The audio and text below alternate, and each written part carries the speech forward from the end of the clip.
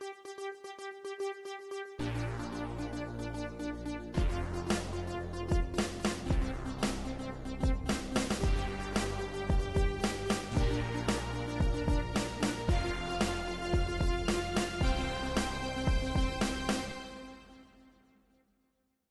Mermaid is a new work directed by Cassandra Fumi, devised with the cast, and developed with assistance from a remarkable collection of talented theatre makers including Emily Goddard, Margaret Mills, and Izzy Roberts-Orr. I'll put a full list of the team in the credits, or we'll be here all day. The production was presented at La Mama and is now showing in an extended digital season, which in these lockdown-prone days is an excellent plan, and I hope we start seeing more of it. The Mermaid opens onto a tiled room that suggests a pool emptied of water with a salmon-pink paddling pool in the centre. Well, I don't need to describe it to you now, I can show it to you instead.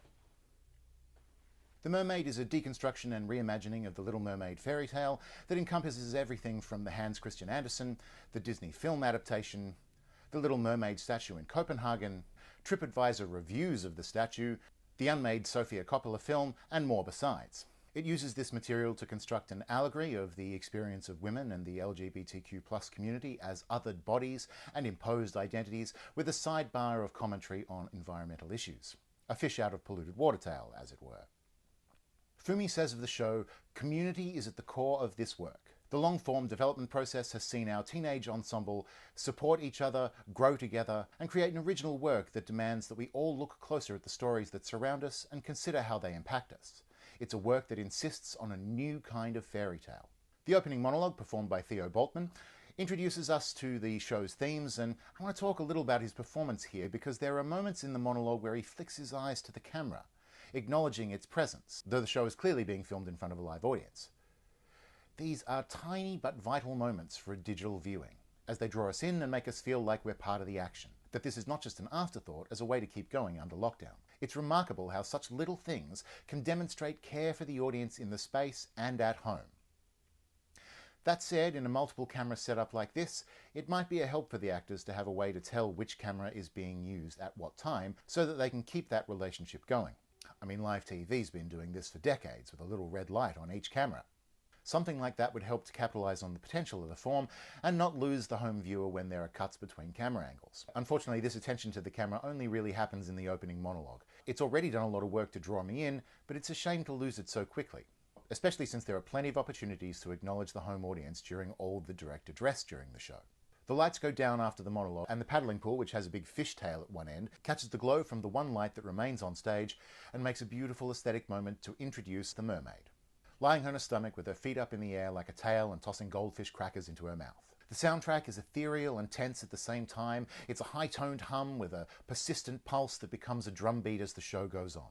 The colour palette of the set and the costumes, for the most part, is pastel, floral and sparkles, and runners with lights in the soles, which I think look awesome on adults and I really kind of want a pair. Do they make them in dogs? Fumi's direction uses the space confidently and doesn't limit itself to just standing on the floor like so many other shows. Here, the actors can climb the stairs out of the pool, sit or stand on the various levels created around the set. Because of this, some of the action is a tiny bit out of the camera frame sometimes, and the zoom function on the camera tends to blur the image in transit. These are the little things in the filming that remind you of the screen between you and the live show that I doubt are intentional, but are no less distracting than the bottles that used to crash out the back of the old La Mama in 1 out of every 3 shows. The movement work throughout is slick and endearing, which might have something to do with the youth of the performers. It's not hard to love a cast of enthusiastic teenagers on stage. I mean, there's even a dance number. The writing, which was developed with Izzy Roberts-Orr, reminds me of early Amelia Roper. Descriptive, evocative vignettes with a lot of direct address. The difference between the in-world dialogue and that which addresses us as the audience is mostly marked by the use of microphones. A bit Brechtian, a bit post-dramatic. Are those things becoming the same over time? The longer the conventions of post-dramatic theatre are with us, the more they might be losing their distancing effect and becoming simply conventional. Which is a good thing if you ask me. It's all well and good distancing your work from your audience for effect, but when the effect wears off, all you're left with is the distance. Works like The Mermaid take these toolkits and use them to draw us in and tell us the story without trying to tell us how important it is that they're telling us the story.